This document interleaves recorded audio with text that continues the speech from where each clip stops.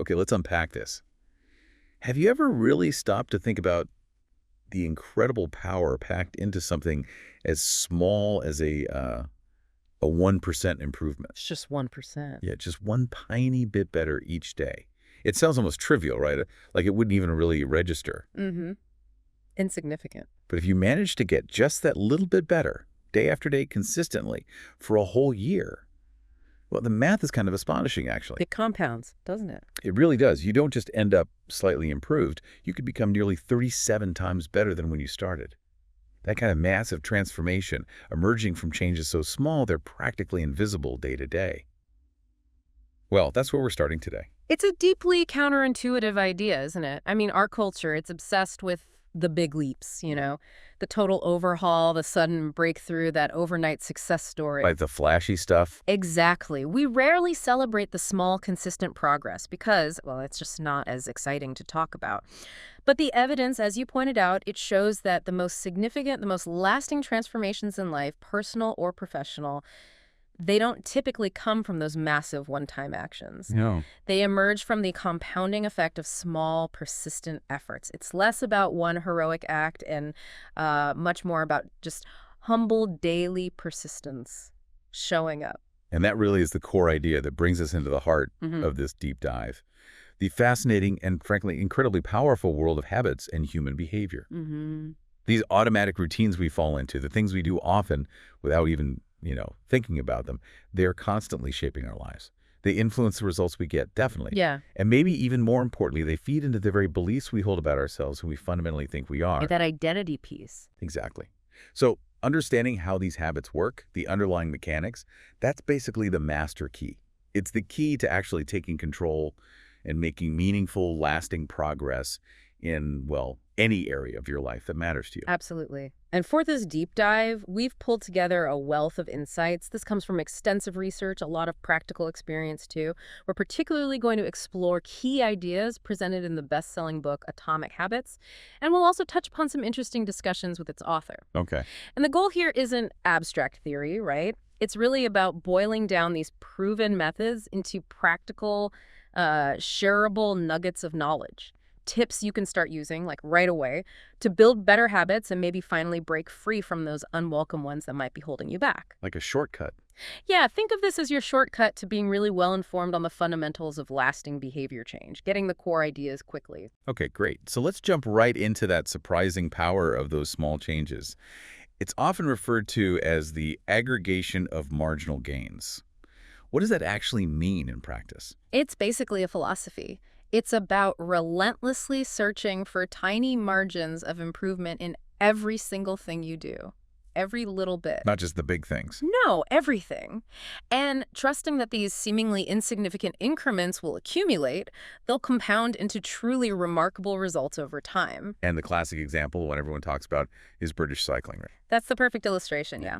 Before 2003, their history was, well, pretty bleak, frankly. Understatement. Yeah, a bit. For nearly a century, since 1908, they'd won just a single Olympic gold medal. Just one. Wow. And in the entire 110-year history of the Tour de France, cycling's biggest race, no British rider had ever won. They were just consistently mediocre. So bad that companies wouldn't even sell them bikes. Exactly.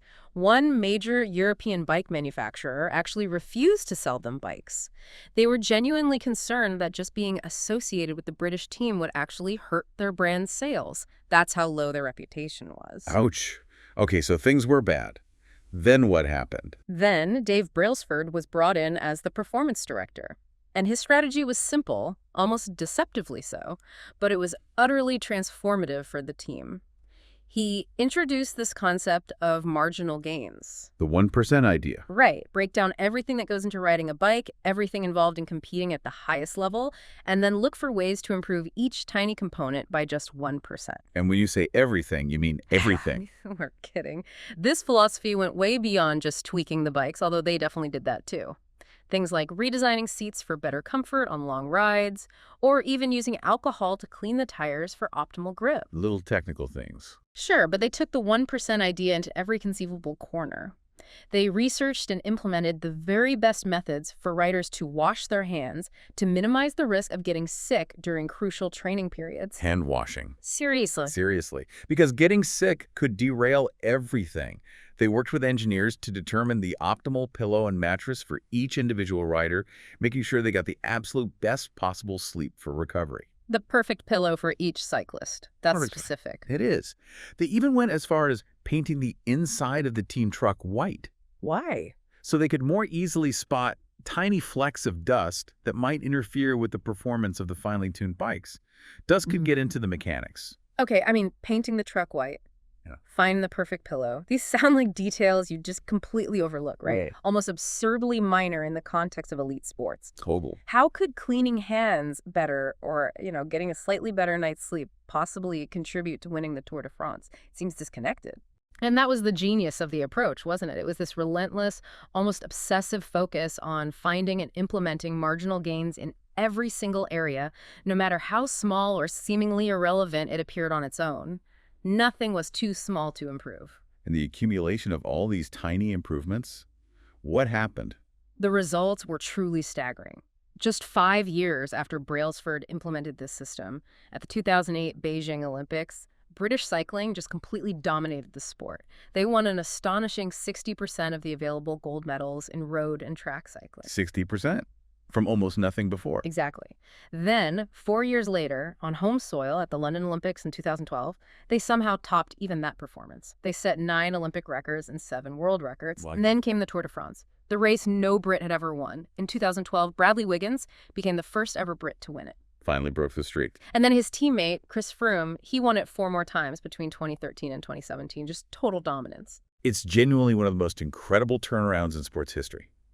In just about a decade, from 2007 to 2017, British cyclists went from being, an international punchline to winning a total of 178 world championships, 66 Olympic and Paralympic gold medals, and those 5 Tour de France titles. It wasn't one big magic bullet. No, not at all. It was the compounded effect of hundreds of small, almost imperceptible improvements, that aggregation of marginal gains in action. And that's the profound insight for us, right?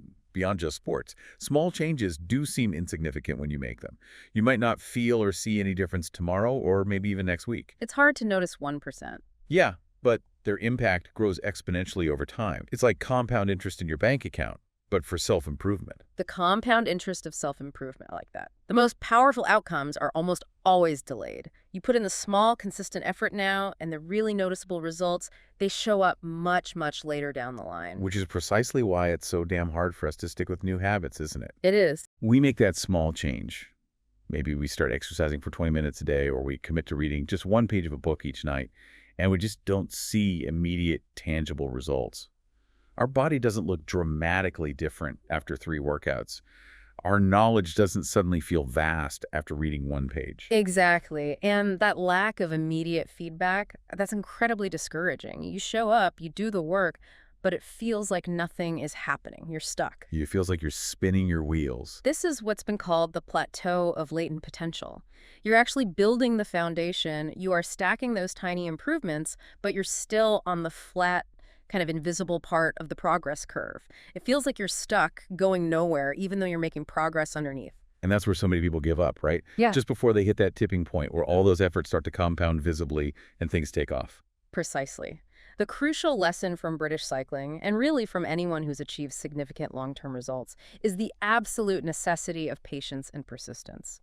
You have to push through that plateau. You have to trust the process. You have to trust the process, trust that the small changes are accumulating, even when you can't see the immediate outcome yet. Don't stop just before the breakthrough happens. Okay, so if small, consistent effort applied over time is the engine of progress, how do we actually harness that power? How do we make it work for us? Well, this brings us to the next really powerful idea, and it's one that challenges a lot of the conventional wisdom out there. Which is? Shifting your focus away from just setting specific goals and instead concentrating on building effective systems. Okay, systems over goals. Now, this might sound counterintuitive at first. We're constantly told, set smart goals, visualize your desired outcomes, aim for the finish line. Goals are everything. Right, that's the standard advice. And look, goals aren't entirely useless. They give you direction.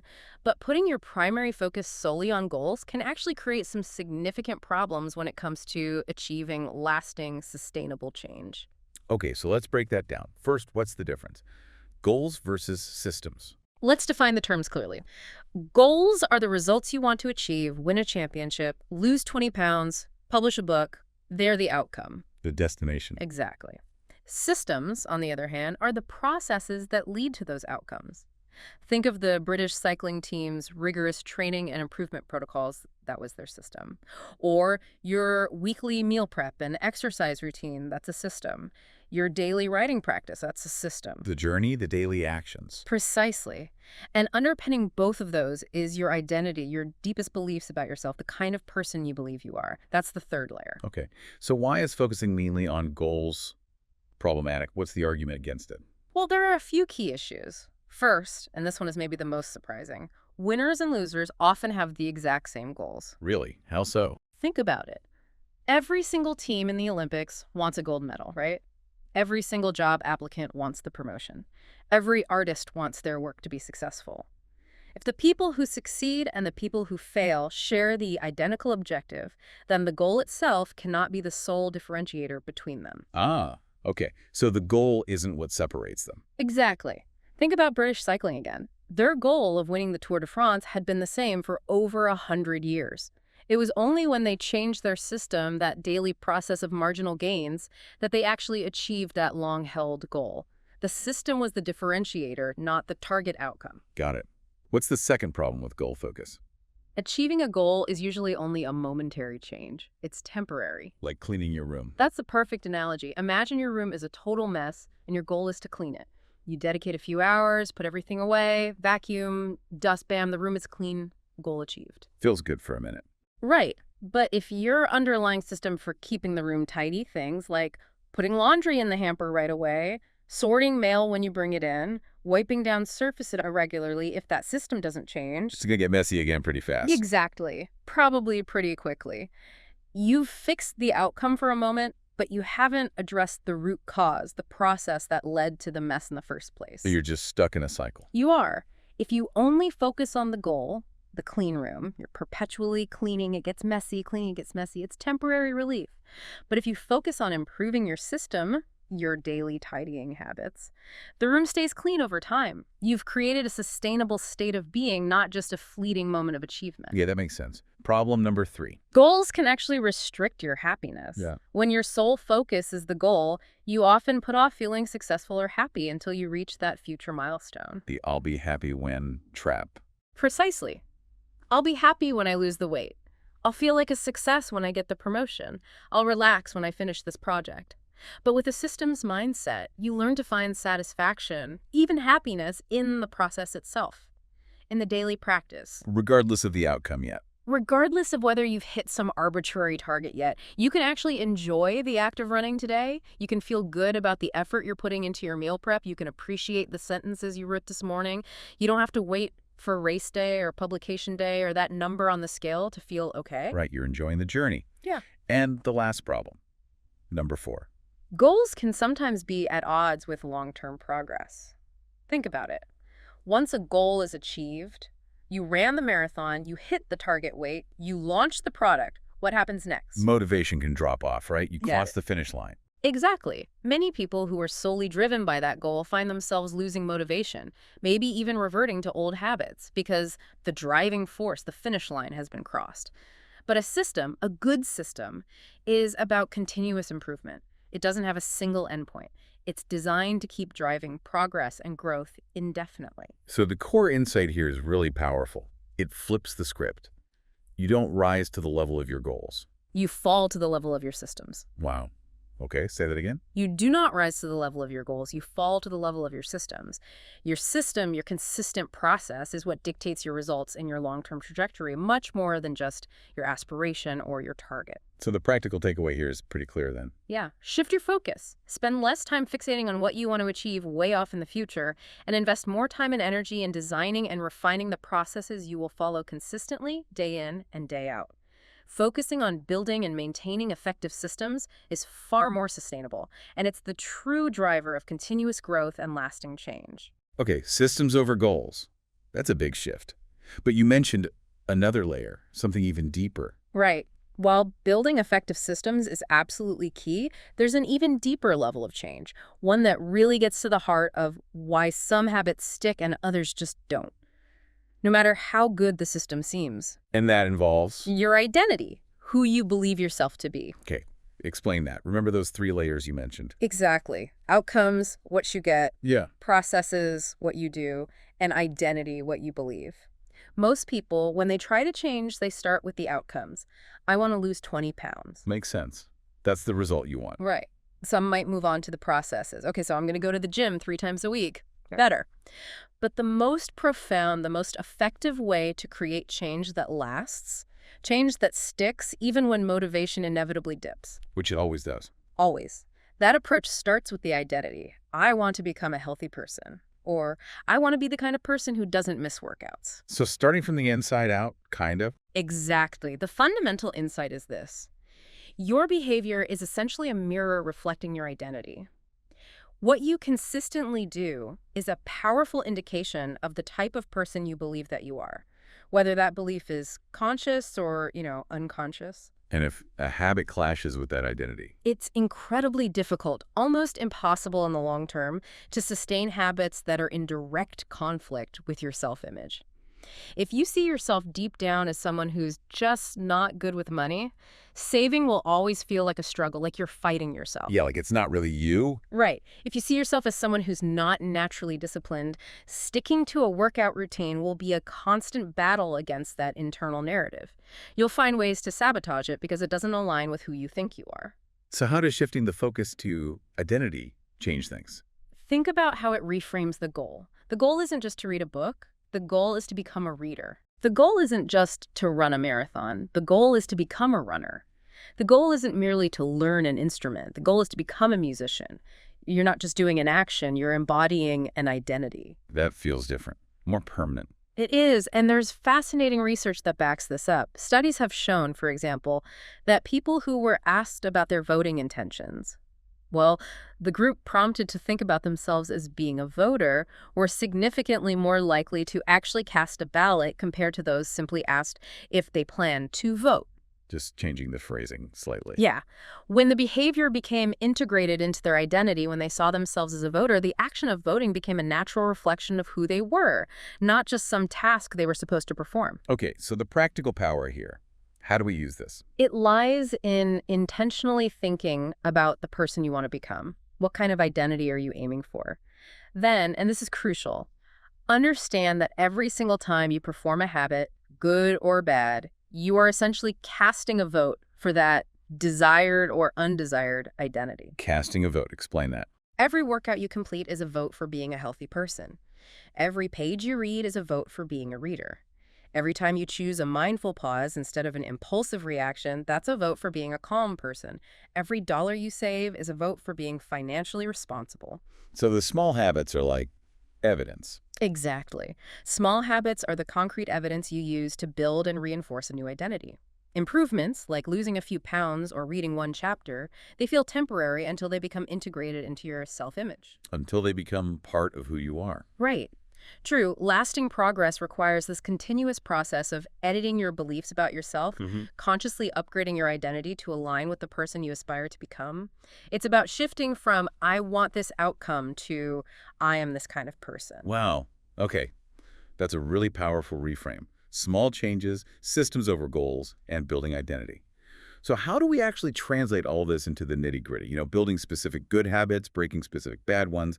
Right. This is where the practical framework comes in. The 4 laws of behavior change. This gives you the actual tool. How-to, exactly. This framework is built on the fundamental pattern that every single habit follows, a loop that runs in your brain every single time. It's 4 steps. Cue, craving, response, and reward. Cue, craving, response, reward. Yeah. Okay, walk us through that loop. Sure. First, you notice a cue something in your environment, an internal feeling, a time of day. This cue triggers a craving, a desire, or a motivational force for some kind of change in your state. You want something. Okay. That craving then prompts you to perform a response that's the actual action, the habit itself. And finally, you receive a reward, something that satisfies the initial craving and crucially reinforces the entire loop in your brain. It tells your brain, hey, that worked, do it again next time. Cue creating response reward. And this happens for every habit, good or bad. Every single one. It's the universal backbone. Understanding this loop gives you a clear, actionable blueprint for intentionally designing your habits instead of just letting them happen to you. Because habits are shortcuts, right? Mental shortcuts. Exactly. Your brain develops them from experience to reduce conscious effort to automate things, which is incredibly efficient, saves energy. But it can also be dangerous because it means unwanted actions, bad habits, can become totally automatic and unconscious. You do them without even realizing why. Which is why awareness is the first step. Absolutely. You can't change a habit you're not even conscious of doing. So once you understand this 4-step loop, you can then map the 4 laws of behavior change onto each stage. This gives you specific levers you can pull. Okay, what are the 4 laws again? Law 1, make it obvious, which ties to the cue. Makes sense. See the cue. Law 2, make it attractive. That ties to the craving. Want the habit. Law 3, make it easy. That ties to the response. Do the habit. And Law 4, make it satisfying, which ties to the reward. Like the habit. Get reinforced. Exactly. Obvious, attractive, easy, satisfying. So if you want to build a good habit, you apply those 4 laws directly. You got it. Make the cue obvious, make the habit attractive, make the action easy, and make the reward satisfying. And if you want to break a bad habit, you just do the inversion of each law. Make the cue invisible, make the habit unattractive, make the action difficult, and make the consequence unsatisfying. okay, it's a really clear framework. Powerful and adaptable. Yeah, it gives you a structure for thinking about any habit you want to change. All right, let's dive into the first law then. Make it obvious. Yeah. The problem here, you said, is that the cues for our habits, especially the bad ones, just become invisible. Yeah, they become so embedded in our environment, our daily routines, that we just stop noticing them entirely. We see our phone, we pick it up, we walk into the kitchen, we open the fridge, we just react automatically without conscious thought. So the key insight is we need to increase our awareness. We need to actually see what's triggering our behavior. Precisely. And a brilliantly simple yet incredibly effective tool for doing exactly that is called the Habits Scorecard. Habit scorecard. Okay, tell me about that. Where did that idea come from? It's inspired by a really interesting Japanese safety system used often in railways. It's called pointing and calling. I'm getting calling. Yeah. Workers literally point at important objects or signals and call out their status aloud, like signal is green, points, all clear, points, doors closed, points. But sounds almost childlike. It does. But this simple act of verbalizing and gesturing makes unconscious actions conscious. And the safety results are incredible. It's been shown to dramatically reduce errors by up to 85% in some contexts. Even the NYC subway system adopted a version and saw a huge, 57% reduction in incidents. Wow. Just from pointing and saying it out loud. Yeah, it forces awareness. Yeah. So for your own life, you adapt this idea by creating your habits scorecard. You simply make a list of your daily habits. Start from the moment you wake up, go through your entire day until you go to sleep. Write down everything you typically do. Every little thing, like brushing teeth, checking phone. Everything. Then go through that list, and for each habit, just put a I next to it if it's generally a good habit for you, if it's generally a bad habit, and if it's pretty neutral. Okay. This simple exercise forces you to actually see, often for the very first time, the patterns you're running on autopilot all day long. It brings the unconscious into the conscious. It sounds almost too easy, but I can see how just making those automatic actions visible on paper would be a really crucial first step. You can't change what you're not aware of. Exactly. It's foundational. Once you know your current cues and routines, then you can start to intentionally design new cues for the habits you want to build. So how do you do that? Make new cues obvious. One really powerful technique is using implementation intentions. Implementation intentions. It sounds formal. It just means making a specific plan beforehand about when and where you will perform a new habit. It leverages the 2 most common and reliable cues that exist for everyone: time and location. So not just I'll exercise more, but I will, behavior e.g., do 20 push-ups at time e.g., 7:00 a.m. in location e.g. my living room. Or you can tie it to an existing event. When situation X arises e.g. my lunch break starts, I will response YUG, go for a 10-minute walk. Making it super specific. Super specific. And hundreds of studies, literally hundreds, across all sorts of fields have demonstrated how effective this is. People are significantly more likely to follow through on intentions, whether it's exercising, getting flu shots, voting, even paying taxes on time when they've made a specific plan about when and where they'll do it. So a lot of failure isn't lack of motivation, it's just lack of clarity. Often, yes. The intention is too vague. I'll eat healthier. When? Where? How? Pinpointing the exact time and place makes the cue concrete, obvious, and much more actionable. Your brain knows exactly what to do and when. Okay, that makes sense. What's another way to make cues obvious? Building on that idea of linking to existing routines, there's another fantastic technique called habit stacking. Habit stacking, like building blocks. Exactly. This strategy uses an existing habit, something you already do automatically without thinking, as the cue for a new habit you want to build. Piggybacking on something already there. Precisely. It taps into that natural tendency for one action to kind of cascade into another, like the Diderot effect, where buying one new thing makes you want other new things that match. Habit stacking uses that tendency positively. So what's the formula for that? It's simple. After current habit, I will new habit. Okay, give me an example. After I pour my morning cup of coffee, I will meditate for 1 minute. Or after I take off my work shoes, I will immediately change into my workout clothes. Or after I finish dinner, I will put my plate directly into the dishwasher. So the current habit acts as the trigger. Yes, the completion of the current habit becomes the obvious cue for the new one. This is really practical because you're not trying to invent a new time slot or remember a specific location out of the blue. You're anchoring the new behavior to something that's already a fixed, reliable part of your daily routine. It leverages the built-in structure you already have. Clever. Okay, so we've got awareness with the scorecard, specific plans with implementation intentions, linking habits with stacking.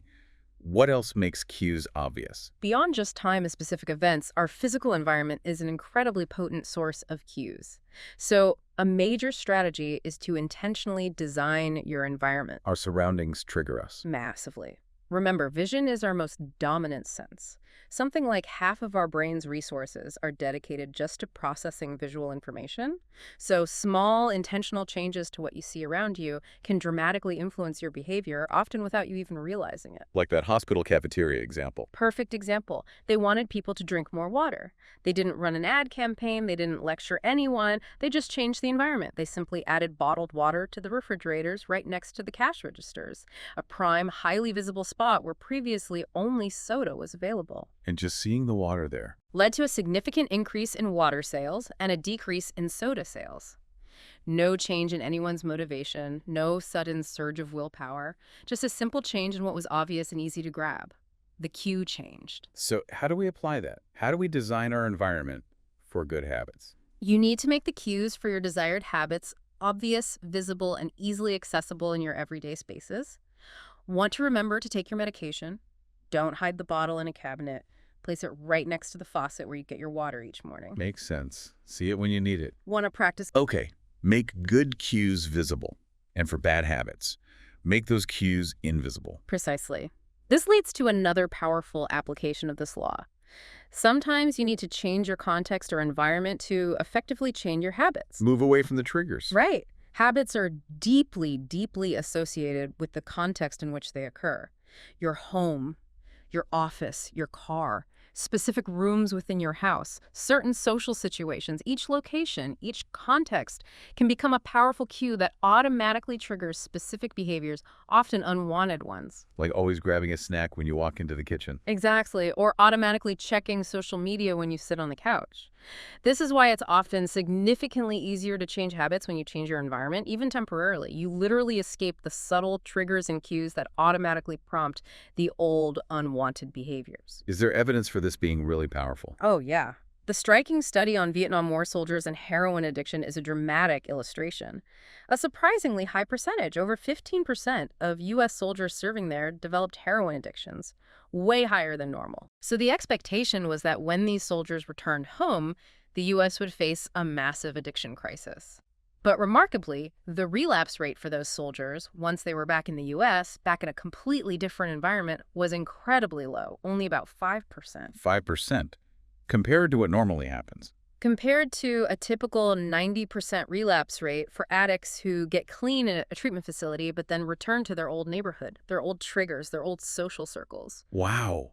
So the change in environment was that powerful. It seemed to be. The radical change in environment, away from the constant stress of war, away from the social network of users, away from the easy access to the drug, seemed to effectively dissolve the addiction for the vast majority of them. The old cues were just gone. That highlights a really critical insight, doesn't it? About self-control. It really does. Self-control and discipline aren't just about having some kind of immense innate willpower.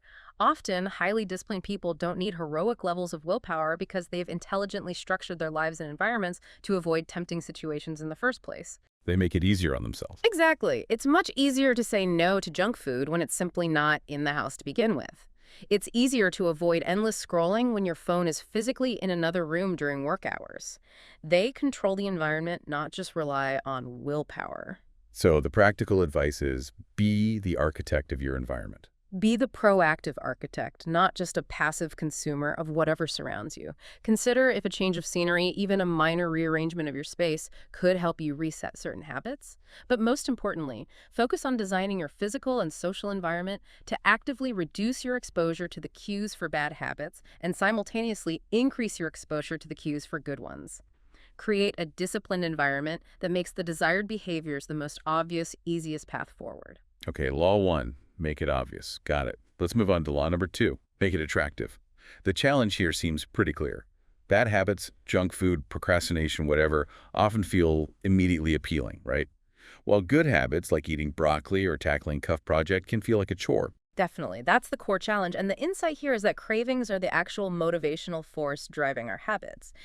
But what are we really craving? It's usually not the habit itself. What is it then? It's the change in state the habit delivers.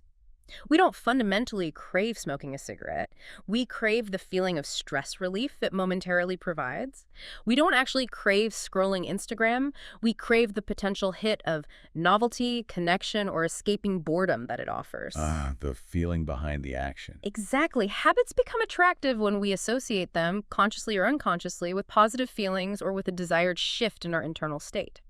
And these surface-level cravings, they're often just specific manifestations of deeper underlying human motives that have been hardwired into us through evolution. Like what kind of motives? Things like the need to connect with others, the desire for social status or approval, the need to reduce uncertainty or anxiety, the drive to conserve energy, obtain resources like food and water, find love, reproduce. These fundamental drives shape what we find attractive. Okay, so how do we make the habits we want more attractive? Tapping into this. One fantastic technique is called temptation bundling. Temptation bundling. Sounds fun. It kind of is. This is where you strategically pair an action you need to do, the habit you want to build, with an action you genuinely want to do, something you already find attractive. You essentially make the harder habit the price of entry for getting to do something you enjoy. Like a reward, but links differently. Sort of. It's linking the action itself. The sources mention the example of ABC's TGIT, thank God, this Thursday campaign a few years back. They needed people to watch their specific Thursday night lineup of Shonda Rhimes shows. Right, I remember that. They made watching these shows more attractive by explicitly associating it in their marketing with things people already wanted to do on a Thursday night. Relax, unwind, eat popcorn, maybe hang out with friends. They bundled the desired feelings and activities with the act of watching their specific shows. So how do I apply that to my own habits? Think about something you need or want to do more of, but find difficult. Then think about something you genuinely look forward to doing, maybe a guilty pleasure. Then bundle them. For example, you only allow yourself to listen to your favorite binge-worthy podcast while you're exercising. Okay, so the attractive thing is tied directly to doing the harder thing. Exactly. Or maybe you only let yourself watch your favorite reality TV show while you're folding laundry or ironing. Or you only get to check your favorite celebrity gossip website while you're on the treadmill at the gym. By bundling them, the harder habit becomes the gateway to the attractive activity, making the whole package more appealing. That's clever. Leveraging existing desires. What's another way to make habits attractive? Tap into our incredibly powerful social instincts. We are fundamentally tribal creatures. We have a deep, deep need to belong. And because of this, we naturally tend to imitate the habits of those around us. So, practical tip number 7 is, join a culture where your desired behavior is the normal behavior. Surround yourself with the right people. Exactly. Behaviors are inherently more attractive when they help us fit in and gain approval from our tribe.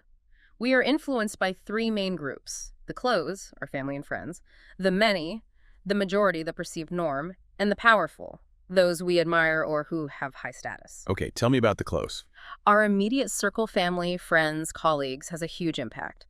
There's that fascinating, maybe slightly alarming study mentioned in the sources that showed if a close friend becomes obese, your own chance of becoming obese increases by something like 57%. Wow, that much. Yeah. And conversely, if one partner and couple loses weight, the other partner is highly likely to lose weight too, even if they weren't actively trying. The habits and norms of those closest to us exert this subtle, often unconscious peer pressure. We just tend to normalize to the people we spend the most time with. So finding a group where healthy habits are normal makes it easier. Immensely easier. Think about the Mike Mamino example mentioned. 4 out of 10 people in his specific astronaut candidate class actually became astronauts. That's an incredibly high success rate.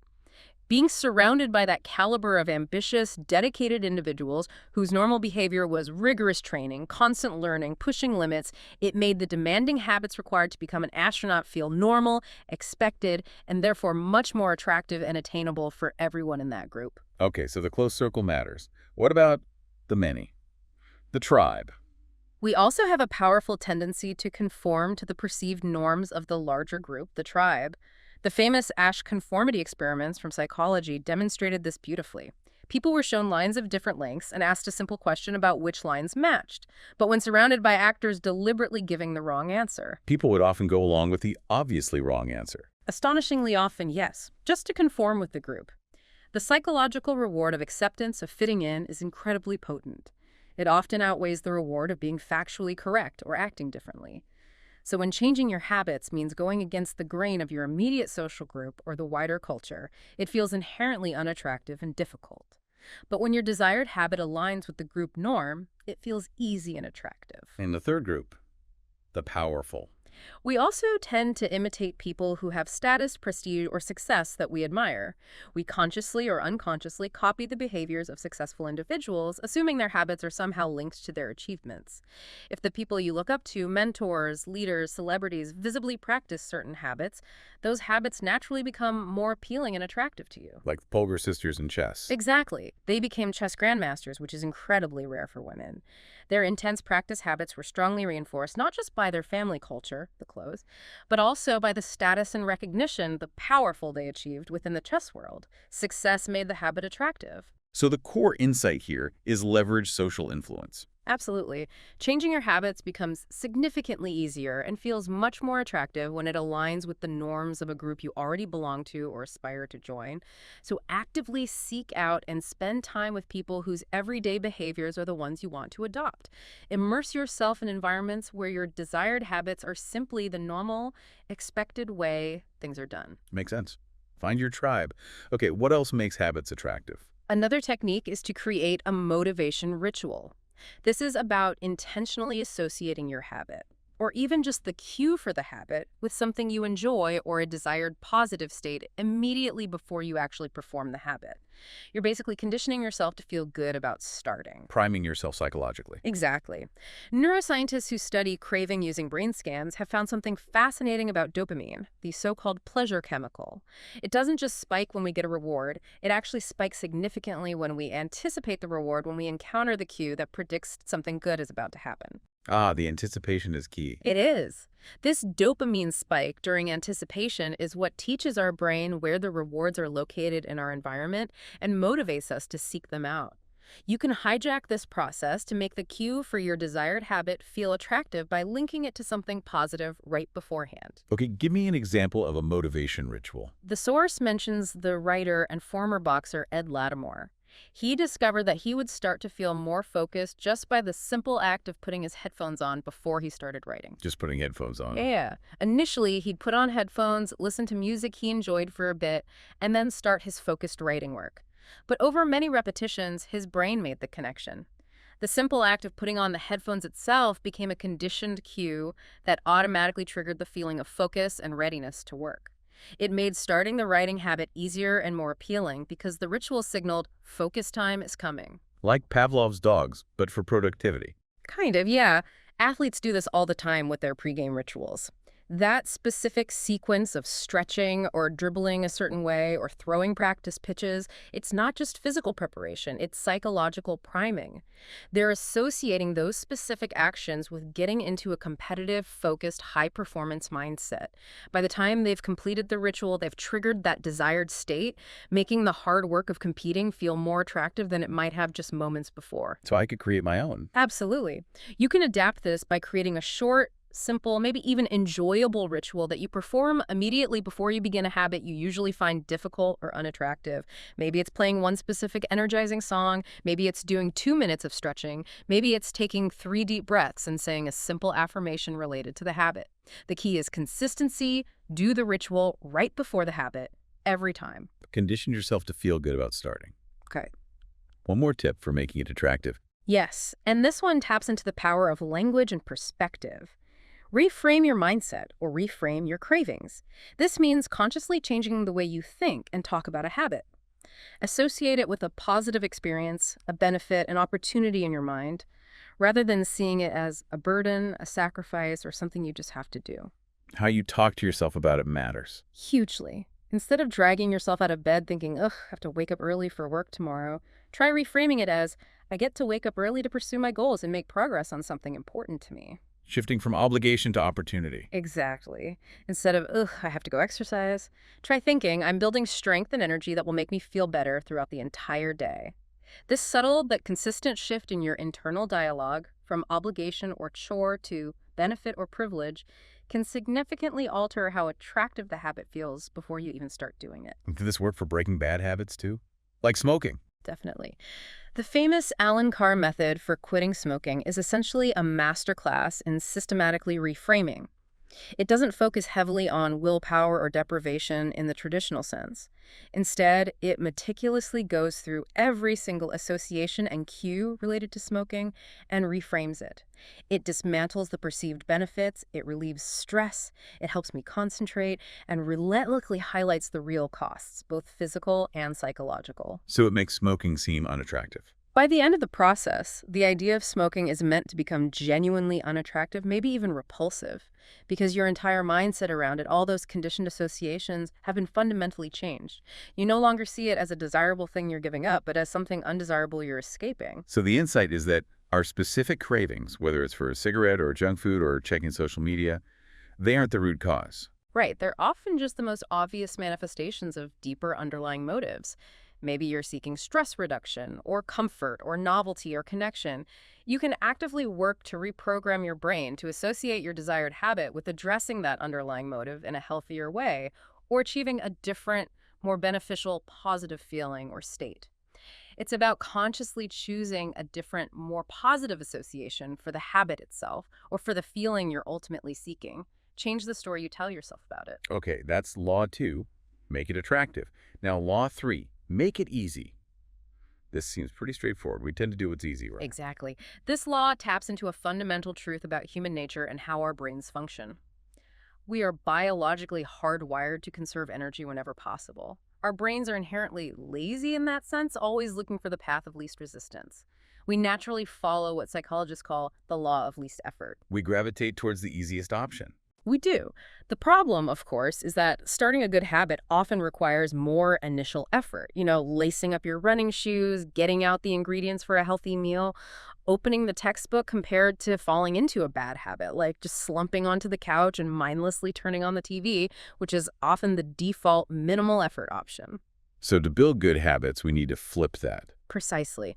The core insight for building good habits is you need to reduce the friction associated with performing them as much as possible. You want to make the desired action the new path of least resistance, or at least much closer to it. Which brings us to the practical strategy. Yeah. Reduce friction. How do we do that? Think about efficiency methods in other fields. Like the Japanese manufacturing concept of Kaizen, which is all about continuously finding ways to reduce waste and wasted motion in production lines, make everything smoother, faster, simpler. Less effort required. Less effort. And it's also the secret behind why many highly habit-forming products and services are so successful. They ruthlessly remove friction from the user's desired behavior. Think about it. Meal delivery services eliminate the friction of grocery shopping, meal planning, and cooking. True. Dating apps dramatically reduce the friction of meeting potential partners compared to traditional methods. Ride-sharing apps remove all the friction of finding and hailing a taxi. They make the desired action incredibly easy. So how do I apply that reduce friction idea to my own habits? You need to analyze the habit you want to build. Identify every single step involved in performing it, from the initial thought to completion. Then, brainstorm ways to eliminate or simplify as many of those steps as possible. Can you reduce the number of clicks required on an app? Can you minimize the physical distance you need to travel? Can you decrease the number of decisions you need to make? Can you shorten the time it takes to get started? Make it as effortless as humanly possible to begin the action. Okay, streamline the process. What's another way to make things easy? Building on that, a really powerful technique is to prime the environment. This means intentionally preparing your surroundings beforehand in a way that makes performing your future desired actions significantly easier. You essentially do a little bit of preparatory work now to make the habit feel effortless later. Setting up your future self for success. Exactly. It's about making the easy choice, the default choice, later on. Simple examples are everywhere. Setting up your coffee maker the night before, so all you have to do in the morning is literally press one button. I do that. It makes a difference. It does. Or laying out your workout clothes before you go to bed. When you wake up, they're right there, ready to go. It removes that decision point and the friction of finding everything when you're maybe still groggy. Or prepping food. Perfect example. Chopping vegetables on Sunday afternoon so you have healthy, ready-to-eat snacks and meal components easily accessible throughout the week. That dramatically reduces the friction of choosing a healthy option over grabbing something processed when you're hungry and short on time. You're doing the work when motivation might be higher, removing barriers for your future, potentially less motivated self. Okay, prime the environment. Now, just like with Law 1, Law 3 must have an inversion for breaking bad habits, right? Absolutely. The inversion of make it easy is, logically, make it difficult, or increase friction.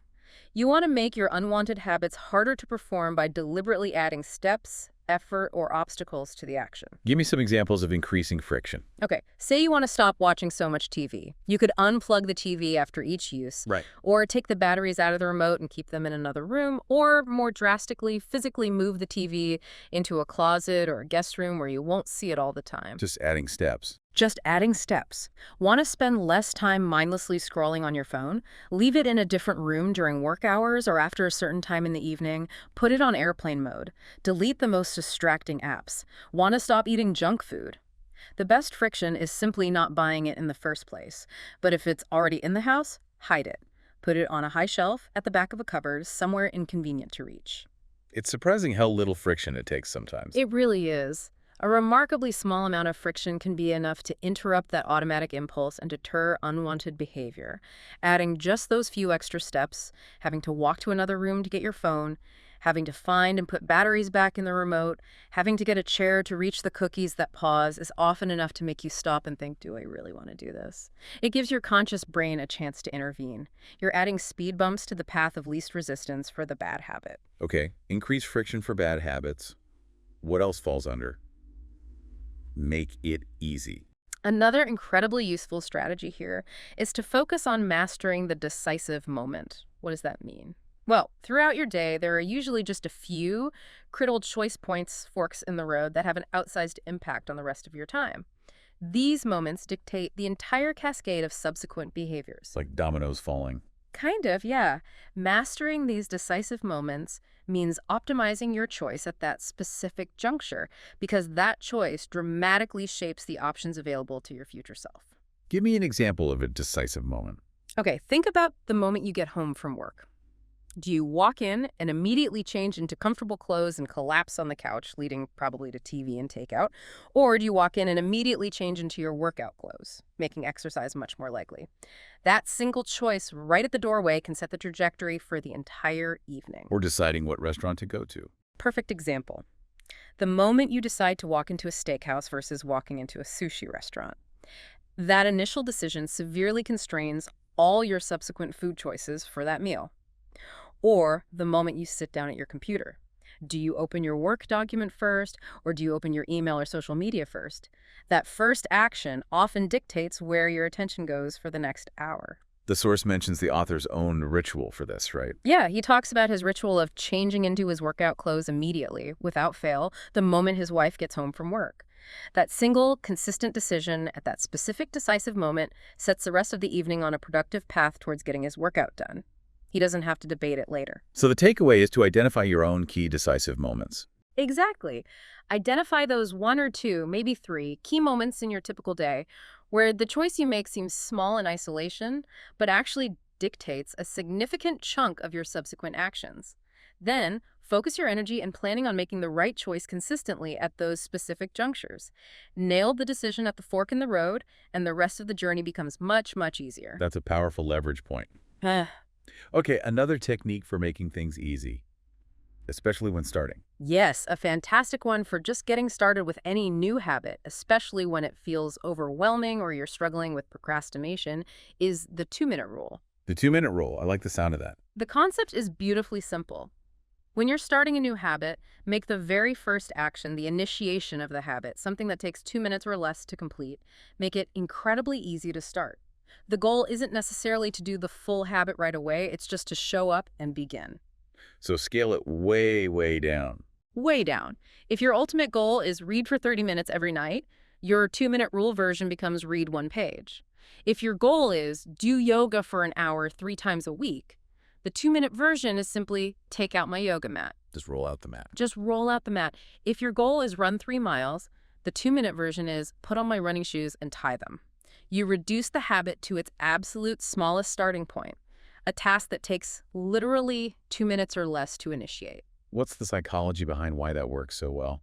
The deep insight here is that the biggest barrier to starting a new habit often isn't the work itself. It's overcoming inertia. It's just getting off the couch, getting started. The 2-minute rule acts as a gateway habit. It's designed to get you moving, to get you past that initial resistance. And once you've started doing the right thing, even for just 2 minutes, it's often much easier to continue for longer if you have the time and energy. But even if you don't, even if you just read 1 page or just roll out the mat, you've still cast a vote for your identity.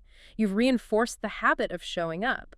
The principle is standardize before you optimize. You can't improve or optimize a habit that you're not consistently starting in the first place. Right. Master the art of showing up first. Exactly. Make starting so ridiculously easy, so non-intimidating that you simply cannot say no. Okay, one more under make it easy. Yes, a really powerful strategy, especially in our modern world, is to automate habits or use commitment devices. This involves leveraging technology or making a strategic choice in the present that effectively locks in your future behavior, removing the need for ongoing willpower or decision-making in the moment of action. Taking the choice away from your future self. Essentially, yes, for certain things. A commitment device is a choice you make today that constrains your options or guarantees a certain behavior tomorrow.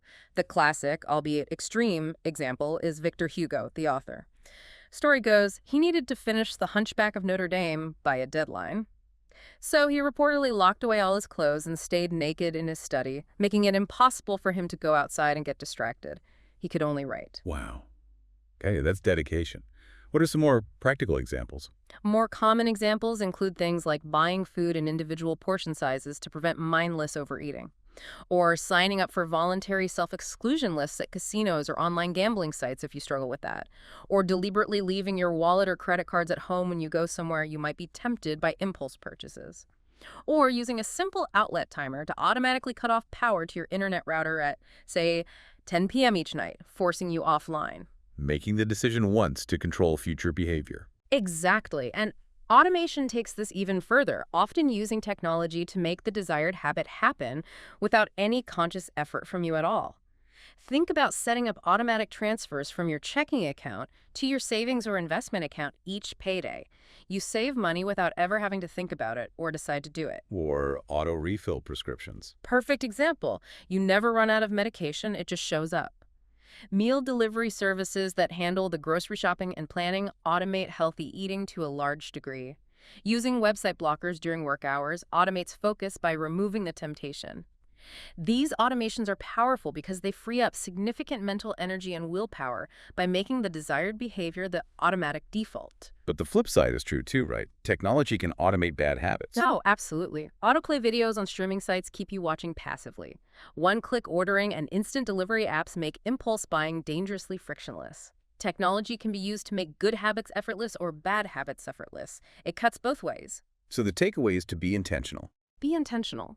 Explore where you can strategically use technology or pre-commitments to remove willpower from the equation in those crucial moments where you might falter.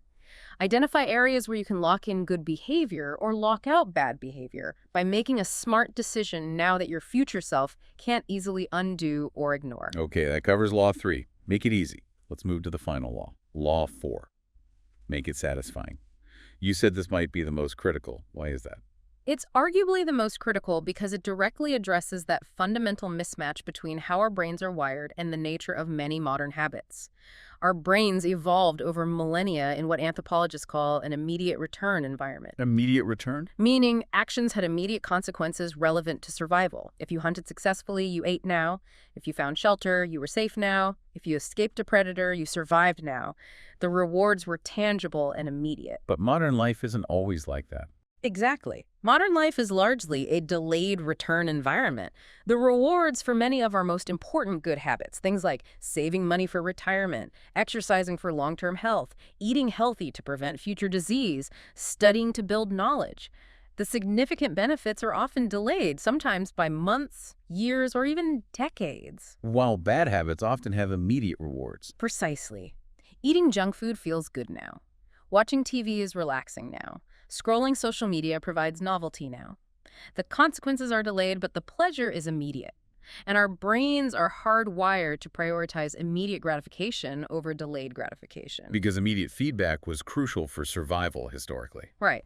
So the fundamental insight of Law 4 is that we are exponentially more likely to repeat a behavior, to turn it into a habit when the experience is immediately satisfying.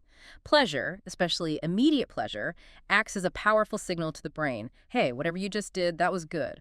Remember that. Do it again next time. Is there a good example of this in action? The Karachi hand-washing study mentioned in the source material is brilliant. They wanted to increase hand-washing rates in a community in Pakistan to reduce infectious diseases. They introduced several types of soap, but the one that worked best by far was Safeguard soap. Why? Why? Was it better at cleaning? Not necessarily, but Safeguard had qualities that made the act of washing hands itself immediately more pleasant. It had a nice smell, and it lathered really well. These immediate positive sensory feedbacks made the experience of hand washing immediately satisfying, even though the ultimate health reward, not getting sick, was distant and abstract. So the immediate feeling mattered more than the long-term benefit. In terms of driving the behavior, yes. That immediate satisfaction led to significantly increased hand washing rates, which did reduce illness, and crucially, the habit stuck for years, even after the free soap program ended. The immediate positive feeling reinforced the behavior loop powerfully. Okay, so this leads to what you call the cardinal rule. Yes, the cardinal rule of behavior change, perhaps slightly updated. What is immediately rewarded is repeated. What is immediately punished is avoided. Our brains are constantly scanning for immediate feedback. So to make good habits stick, especially those where the biggest benefits are way off in the future, we need to cheat the system a bit. You need to find ways to inject some form of immediate gratification into the process itself. You need to make the habit feel successful and satisfying right now. Which brings us to practical tip number 16. Add immediate gratification to good habits. How do we do that? You need to brainstorm small ways to make the experience of performing the good habit pleasurable or rewarding right then and there or immediately afterward. Even if the ultimate reward is delayed, find a way to get a little dopamine hit associated with the action now. Like using reinforcement. Tying something enjoyable to completing the habit. Exactly. This is similar to temptation bundling, but the key difference is the enjoyable activity comes immediately after the desired habit is completed, serving as a direct reward. For example, maybe you only allow yourself to watch the next episode of your favorite Netflix show after you've finished your workout for the day. The show becomes the immediate reward for exercising. Right. Or maybe you listen to a specific relaxing playlist only while you're doing your weekly meal prep. Or you give yourself 5 minutes of guilt-free social media scrolling only after you've completed your most important task for the day. The enjoyable activity becomes the immediate payoff that makes completing the harder habit feel satisfying right away. Okay, find ways to reward good habits immediately. Now, what about avoidance habits? Things you want to stop doing. You said that's tricky because nothing tangible happens. It is tricky. When you successfully avoid a bad habit, you don't smoke the cigarette, you don't buy the impulse item, you don't procrastinate on your work, it often doesn't feel satisfying because well, nothing happened. You just didn't do a thing. There's no immediate reward signal for inaction. So how do you make not doing something feel rewarding? The strategy here is to find a way to make avoidance visible. You need to turn the act of not doing the bad habit into something tangible, visible, and rewarding in the moment. Make inaction visible. How? A great example is creating a dedicated savings account, maybe electronically, and giving it a label for something you really, really want, like Dream Vacation Fund or new leather jacket savings. Then, every single time you successfully resist an impulse to buy something unnecessary, or every time you skip doing a costly bad habit like buying cigarettes or daily expensive coffees, you immediately transfer the exact amount of money you saved by not doing that thing into this special savings account. So you see the money adding up. Exactly. Seeing that balance grow, watching the number increase right after you resisted the temptation, provides immediate, visual, tangible evidence of your successful avoidance. The growth of that fund becomes the immediate satisfaction, the reward for your resistance. You made the nothing happened visible and rewarding. That's really clever. Turning avoidance into accumulation. What else helps make progress satisfying? Practical tip number 18 is incredibly powerful, especially for habits where the outcome isn't immediately obvious or takes a long time. Use a habit tracker. Like putting X's on a calendar. That's a classic example. Tracking your habit completion makes your progress visible, tangible, and inherently satisfying, especially for habits like writing, saving money, meditating, or even exercising when the physical changes are slow to appear. Does research back this up? That tracking helps? Oh, consistently. Research shows people who track their progress on goals like weight loss or sticking to a budget or studying are significantly more likely to achieve them. One study found that simply keeping a food log doubled the amount of weight people lost compared to those who didn't track. Just the act of tracking makes a huge difference. Why is it so effective? The visual proof. The visual proof is huge. The don't break the chain method, famously attributed to comedian Jerry Seinfeld, marking a big red X on a wall calendar for every single day he wrote jokes, leverages this. Seeing that growing chain of X's becomes a powerful, immediate reward in itself. You don't want to break the chain. It creates momentum. It creates momentum. It provides immediate visual feedback that you're showing up, and it reinforces your desired identity. Seeing that chain grow reinforces the belief, I'm a writer or I'm a consistent exerciser, because you have undeniable visual proof of your effort right there. The satisfaction comes not just from the potential distant outcome, but from the immediate visual evidence of your current progress and consistency. So find a simple way to track. Doesn't have to be fancy. Not at all. It could be an app, a spreadsheet, a dedicated habit journal, or just a simple notebook or calendar on your wall. Find a method that works for you for just one habit you're trying to build, and experience the motivational power of seeing that chain grow. It's surprisingly satisfying. Okay, habit tracking. What's the last tip for making things satisfying, or maybe making bad habits unsatisfying? This one involves adding an immediate consequence, particularly for breaking bad habits or failing to do good ones. Create a habit contract. A contract, like a legal document. It can be. It involves adding an immediate, often public and potentially painful or uncomfortable cost to failing to perform a good habit or, conversely, performing a bad one.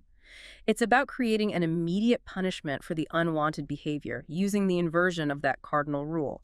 What is immediately punished is avoided. Are there real-world examples of this? Well, think about seatbelt laws. They function as a societal habit contract. We collectively agree to the rule, wear your seatbelt, and there's a clear, immediate, tangible consequence, a fine, points on your license, if you're caught breaking it. That immediate potential punishment makes the behavior of not wearing a seatbelt less attractive. Okay, that makes sense. What about a personal example? The source material details the story of a guy named Brian Harris. He wanted to get serious about his health, so he created a formal, written contract with his wife and his personal trainer.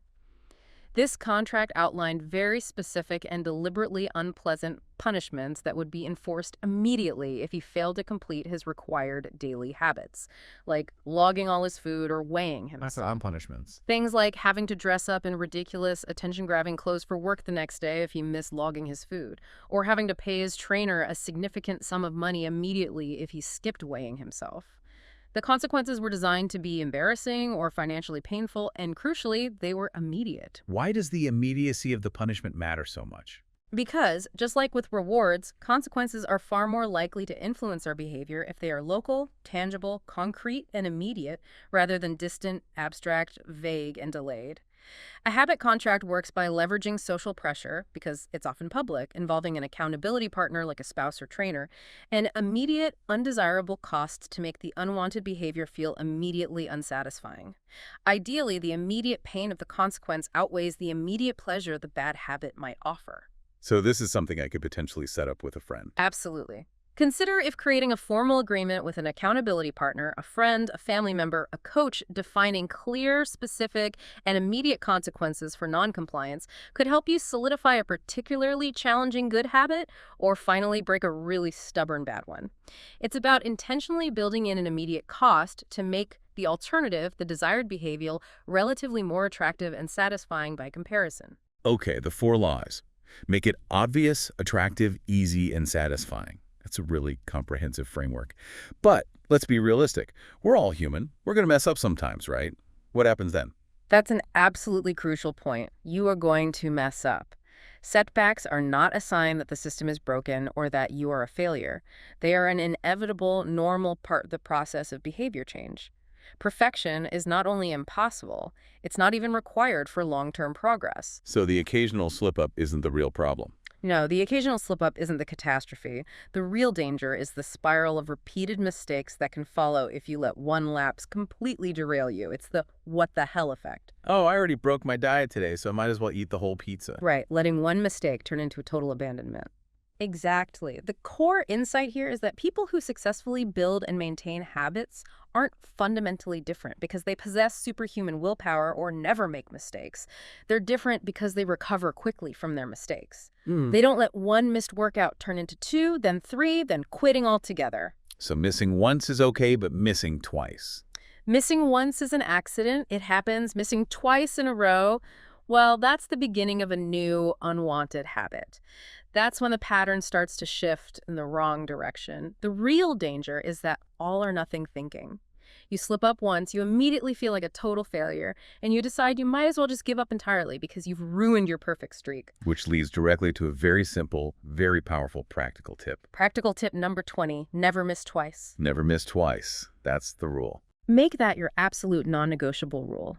If you miss your intended habit today for whatever reason life happens, make it your highest priority, no matter what else is going on, to show up and perform the habit tomorrow, even if it's imperfectly, even if it's just for the 2 minutes. The goal is simply to prevent that single lapse from snowballing into a negative pattern. Get back on track immediately. Don't let 0 days happen twice in a row. I like that. Simple, actionable. Is there anything related to handling those off days? Yes, a related tip, which came up specifically in the interviews connected to the source material, is reduce the scope, stick to the schedule. Reduce the scope, stick to the schedule. Explain that. If circumstances genuinely prevent you from doing the full version of your habit, maybe you're traveling, maybe you're sick, maybe you only have 15 minutes instead of your usual hour, don't just skip it entirely. Instead, do a significantly smaller, scaled-back version of the habit, but do it at the scheduled time. So if I can't do my 45-minute run, do a 15-minute brisk walk instead, or even just 5 minutes of jogging in place. If you can't do your full hour of writing, write for 10 minutes. The key is to maintain the schedule of the habit, to keep the rhythm going, even if the intensity or duration, the scope, is reduced temporarily. why is maintaining the schedule so important?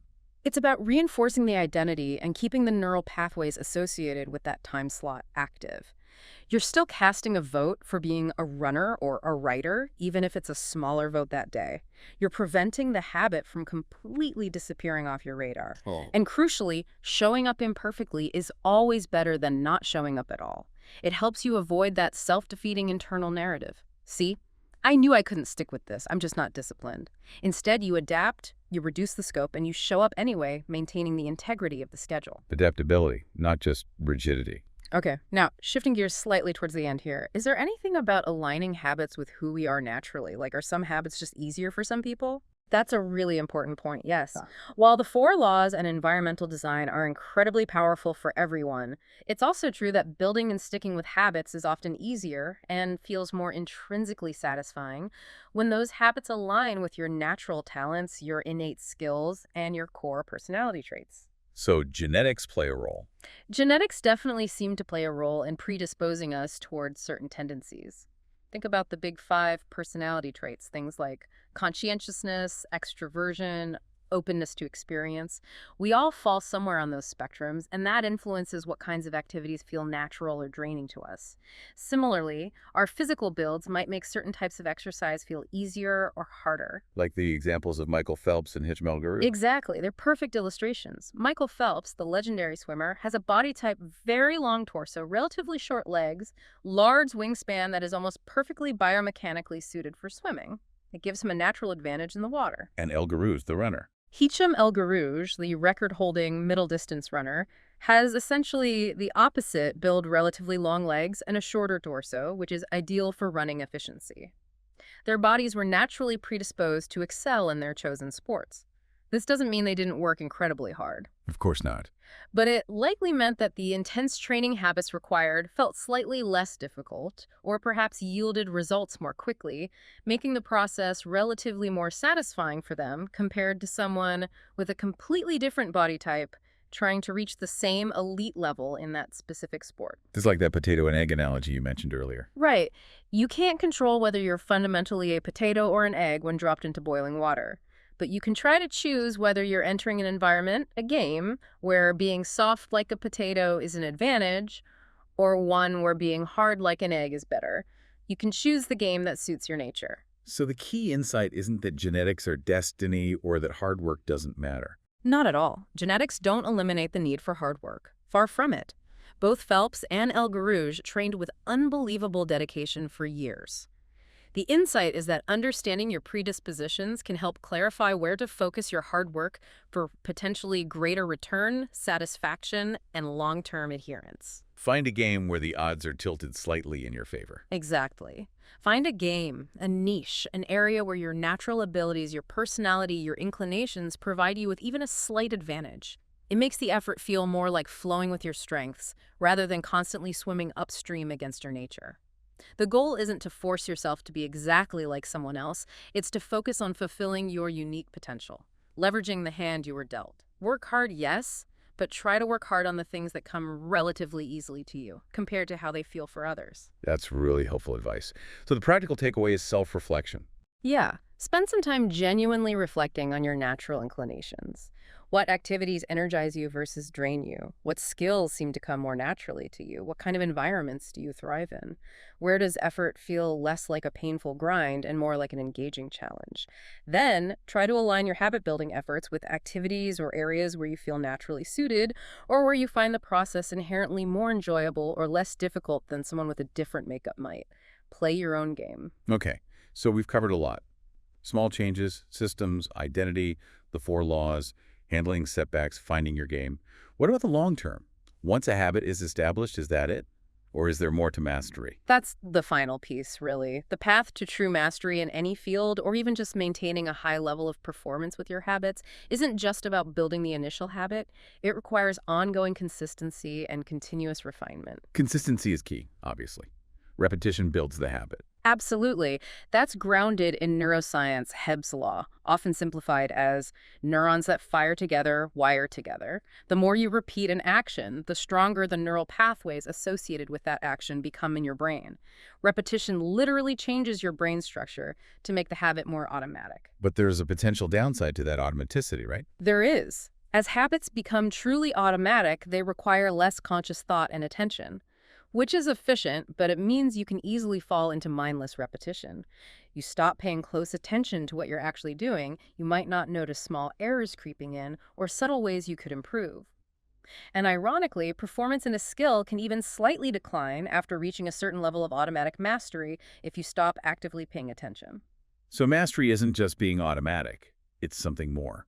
Mastery is really the process of developing habits to the point of automaticity and then consciously engaging in an ongoing process of fine-tuning, reflection, and improvement. It requires deliberate effort after the habit feels easy and established. Which brings us to the final practical tip: reflection and review. Exactly. Tip number 22.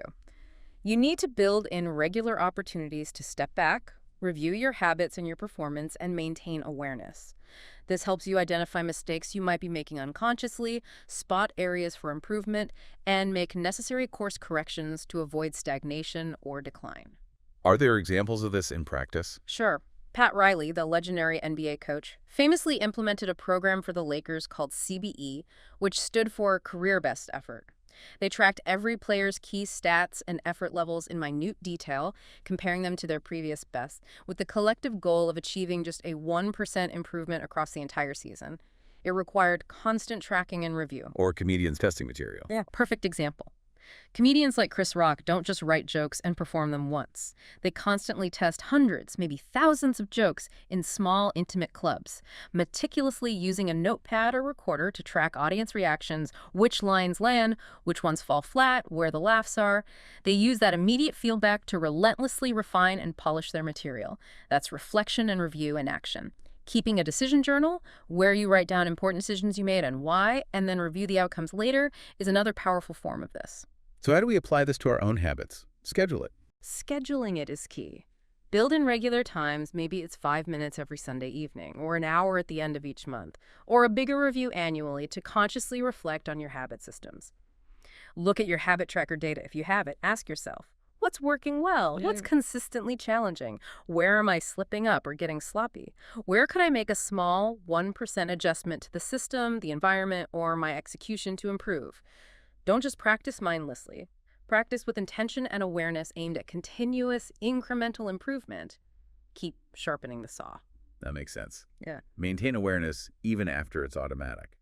Now, there was one more related concept from the interview sources about exploring versus exploiting. Right. This is a really interesting tension. You need to find a balance between sticking with what works, what you're good at, that's exploiting, and trying new things, experimenting, learning, that's exploring. You need both. You need both, but the balance shifts over time. Early on, when you're trying to figure out what habits work for you or what field to focus on, you need a lot of exploration. You try different things, see what clicks, see what you enjoy, see where you have aptitude. Once you find something that seems promising, you shift more towards exploitation, you double down, you build the habit rigorously, you work hard to get good at it, you build on that success. But you shouldn't stop exploring completely. Ideally, no. Even when you've found something that works, it's valuable to keep a little bit of exploration going. The world changes, you change, new opportunities arise. James Clear's own career path, as discussed in the interviews, is a great example. How so? He started by exploring various entrepreneurial ventures, like a flopped app, different websites. Through that exploration, he realized he needed to build an audience. So he explored blogging, committing to writing twice a week. He found he enjoyed it and was good at building an audience online, so he shifted to exploiting that skill, writing consistently, growing his list. That exploitation ultimately led to the opportunity to write the book. So exploration led to exploitation, which led to a bigger opportunity. Exactly.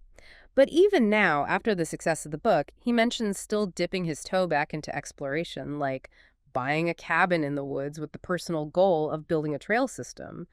That's a completely different kind of creation, likely driven more by intrinsic interest and the joy of the process exploration than by optimizing his existing business exploitation. So finding what you love or what works is often a process. It's often a process of exploration and discovery, and fulfillment doesn't only come from exploiting what you're good at or what brings external rewards like income or status. Significant fulfillment can also come from the intrinsic joy of exploring, creating, and learning in other areas, even if they don't offer the same kind of obvious payoff, maybe like spending quality time with family versus scaling a business further. You need to consider the rewards beyond the obvious. So the takeaway for us is to think about that balance. Yeah, reflect on where you are in that exploration-exploitation balance in different areas of your life. Are you effectively exploiting what's working, building mastery and consistency? Great. But are you also leaving enough room in your life to try new things, to be curious, to follow interesting tangents, and potentially discover new passions, new skills, or new avenues for growth and fulfillment?